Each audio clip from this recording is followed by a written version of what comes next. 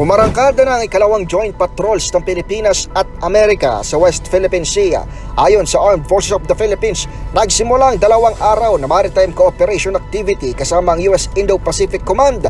Tampok ang passing exercises, communication checks, cross-deck exercises, joint patrols, officer of the watch maneuvers at fixed-wing flight operations na magtatagal hanggang ngayong araw. Ipinadala ng Philippine Navy sa area ang 4 sa mga sasakyang pandagat nito, isang multi-role helicopter at isang anti-submarine warfare capable helicopter. Sa kabilang banda, ipinahiram naman ng US Indo-Pacific Command ang 4 na US Navy vessels nito mula sa Carrier Strike Group, isang aircraft carrier, isang cruiser, 2 destroyer at multiple combat aircraft. Sinimula ng 2 puwersang advanced maritime communication exercises sa katubigang sakop ng Lubang Occidental Mindoro.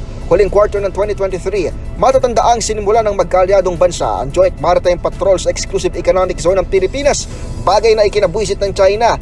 Ngayon, sinabi ni AFP Chief of Staff General Romeo Browner Jr., hindi lamang ito pagpapakita ng progreso sa kapabilidad na pandepensa ng Pilipinas, kundi tahasang pagpapadala ng alyansa ng mensahe sa buong mundo hinggil sa pagpapanatili ng international order sa Indo-Pacific region. Para sa kauna-unahan sa Pilipinas, DZRH, ito si Edniel Parrosa. Tuloy-tuloy sa pagbabalita, tuloy-tuloy sa serbisyo. Sama-sama tayo, Pilipino.